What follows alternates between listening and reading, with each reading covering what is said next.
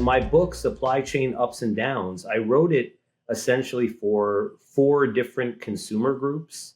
One are for just general consumers who want to understand what's happening with pricing and availability of products in the market, with regards to businesses that want to learn more about supply chain in general, students who want to understand more about this because more and more students are studying or majoring in supply chain and productions operations management.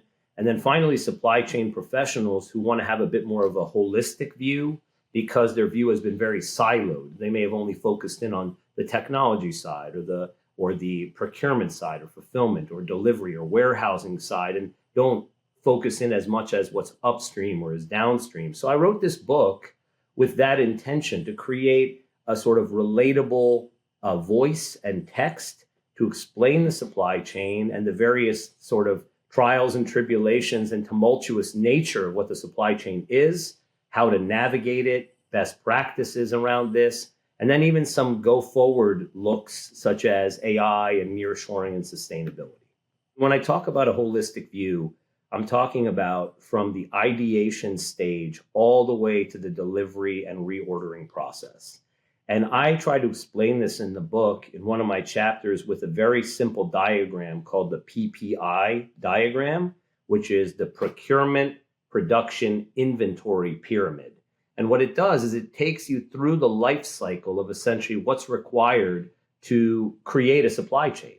So on the procurement side, you have simple things such as, the product itself, market research, then looking for the right factories, looking for who's going to be the appropriate partners, negotiating contracts. And that's kind of taking you through this procurement side, due diligence and things of that nature. And then you get into the production side where you have everything from side-by-side sampling and prototyping, manufacturing, quality control, all the way until the time that you get to kind of logistics with delivery and warehousing. And then you come down the inventory side of the pyramid where you start talking about things such as, sales cycles and marketing and fulfillment, distribution, and then ultimately inventory depletion and reordering. And then you kind of go back through this entire life cycle again. And I talk about this in the book because it's such a complicated industry with so many tangents and facets.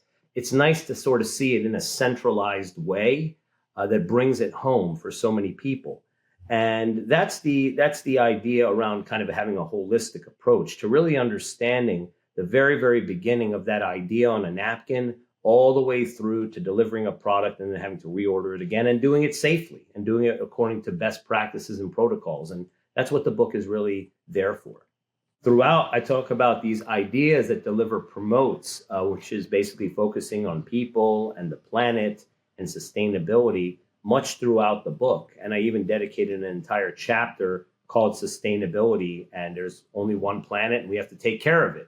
And this is what I really appreciated with what I saw when I was at the Deliver Las Vegas event. I was fortunate to be the chair there, which I was honored to do so, and seeing some of the brightest and best companies in the world that are taking a planet first approach.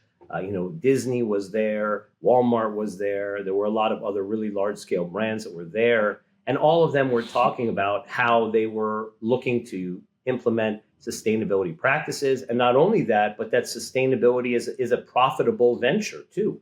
I remember that I saw a group called Pack Size, which was there, which showed how through right sizing and kind of having the right size boxes for the right size products, that essentially you're not only able to reduce carbon footprint, but at the same time, save millions of dollars in potential dunnage and wastage and things of that nature. And I learned about that more and more when I was at that Deliver event, as well as many other innovations that are happening within the space. So I think that according to, the COP28 conference, UN COP28 conference that happened in Dubai, where they were talking about by the year 2050 having zero emissions in the realm of sort of transport and logistics, and all of these sustainability initiatives to help us with the planet, that an event such as Deliver really is hitting the nail on the head as far as the right approach.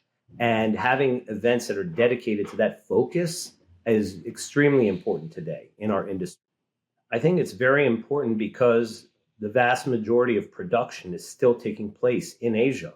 And so we know that there are big strides that are being made by those governments to shift away from things like fossil fuels and coal towards, more alternative energies and sustainability energies.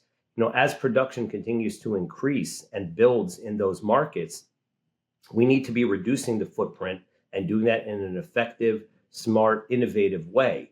So for Deliver to provide its platform, its stage for companies from that region and groups from that region to talk in an active way with each other about these improvements, I think is essential. It's absolutely essential. So, with this in mind, I can't think of a better place to be than in Asia for a sustainability focused event. It makes a lot of sense. You should absolutely come and attend any of the Deliver events, and if possible, the ones that are coming in Asia, because of the fact that it's a wonderful place to learn, exchange ideas, and find out more about sustainability. You'll also be able to get a copy of my book, Supply Chain Ups and Downs, at the event, and looking forward to seeing you there.